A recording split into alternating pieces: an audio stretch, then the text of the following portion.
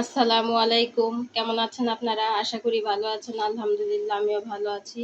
তো আজকে আমি রান্না করব রুই মাছ, আলু আর চিচিঙ্গা দিয়ে একটু ঝোল পাকাবো। তো এখানে আমি এই যে রুই মাছ নিয়েছি 3 পিস মাছ আর মাছের মাথা, আর এখানে রেখেছি আপনার পেঁয়াজ কাঁচামরিচ কেটে। তো আমি কিভাবে তরকারিটা রান্না করি দেখবেন। আমি এভাবেই মানে চিচিঙ্গাটা রান্না করি।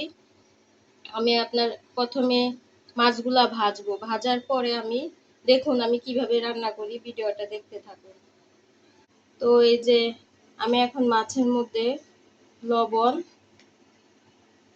তারপর একটু হলুদের গুঁড়া দিব আর একটু মরিচের গুঁড়া দিয়ে মাছটা ভালোভাবে হাত দিয়ে মাখাবো। এই যে আমি হাত দিয়ে মাখাচ্ছি। এই যে আমার মাখানো শেষ। এখন আমি এই মাছটা তেলে ভেজে নিব। তো এখানে আমি এই যে কড়াই বসিয়ে দিলাম। আমি এখন কড়াইয়ে তেল দিয়ে দিব।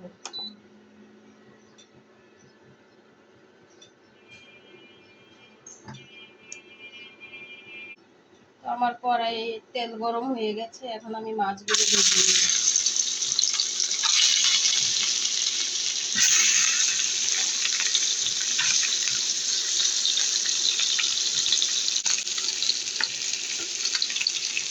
আমি মাছটা এখন দিয়ে দিব।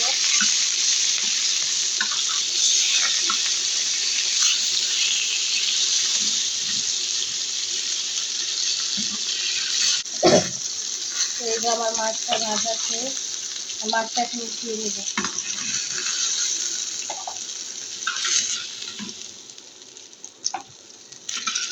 এখন আমি এই তেলটার মধ্যে আলুগুলো ভেজে নিব। এই যে আলুগুলো দিয়ে দিলাম।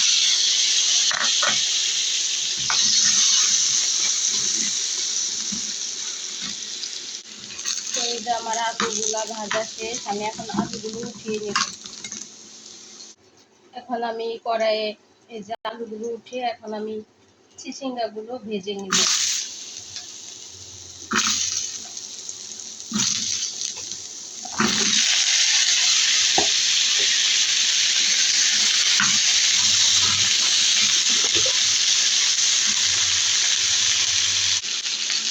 এখন আমি এই চিচিঙ্গার মধ্যে হলুদের গুঁড়া দিয়ে দিব হালকা, দিয়ে এটা আমি ভালোভাবে নেড়ে ছেড়ে দিব।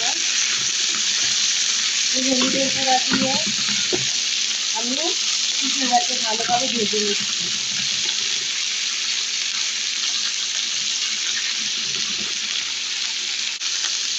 এই যে আমার চিচিঙ্গাগুলো হয়ে যাচ্ছে ভাজা। এভাবে আপনারা বাসায় করে খেয়ে দেখবেন। মাছ, আলু, চিচিঙ্গা এভাবে ভেজে হালকা একটু ঝোল করে রান্না করতে খুবই খেতে ভালো লাগে। এখন এই সিজনে এই তরকারিটা এভাবেই রান্না করে খেলে খুবই ভালো। তো এখানে চিচিঙ্গা ভাজা হচ্ছে আর এখানে কড়াই বসিয়ে দিলাম। এখন আমি চিচিঙ্গা তরকারিটা কিভাবে রান্না করতে হবে তো আমি আপনাদেরকে দেখাচ্ছি। এখানে আমি তেল দিয়ে দিলাম।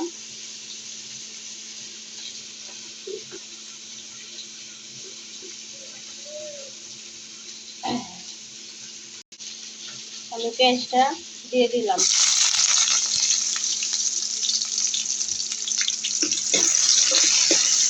পেঁয়াজটা আমি ভালো করে ভেজে নেব।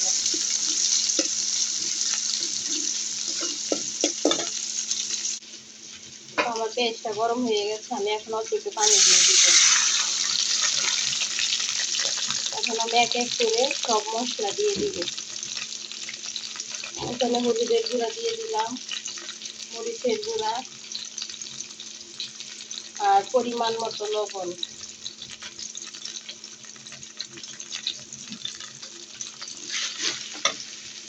এখন দিয়ে দিব একটু আদা রসুন বাটা, একটু জিরার গুঁড়া, একটু ধনিয়ার গুঁড়া। তো দিয়ে আমি ভালো করে মশলাটা কষিয়ে নেব।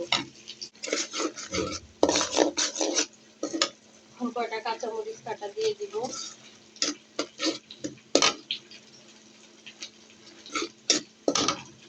তো এখানে ভেজে রাখা চিচিঙ্গার আলুগুলো আমি দিয়ে দিলাম, দিয়ে একটু নাড়াচাড়া করে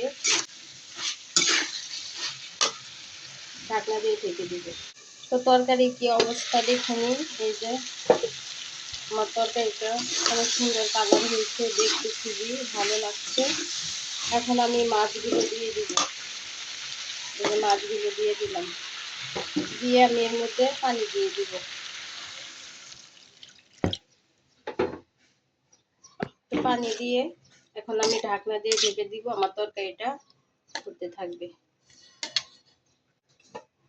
এই যে আমার তরকারিটা আমি অল্প একটু পানি দিয়ে ঢেকে দিয়েছিলাম। তো তরকারিটা আমার এই যে হয়ে গেছে। এখন আমি তরকারিটা নামিয়ে দিব। তো যে যেখান থেকে ভিডিওটা দেখছেন সবাই কমেন্ট করে জানাবেন আমার ভিডিওটা কেমন হয়েছে আর তরকারিটা দেখতে কেমন হয়েছে। তো সবাই ভালো থাকবেন, সবাইকে ধন্যবাদ। আসসালামু আলাইকুম।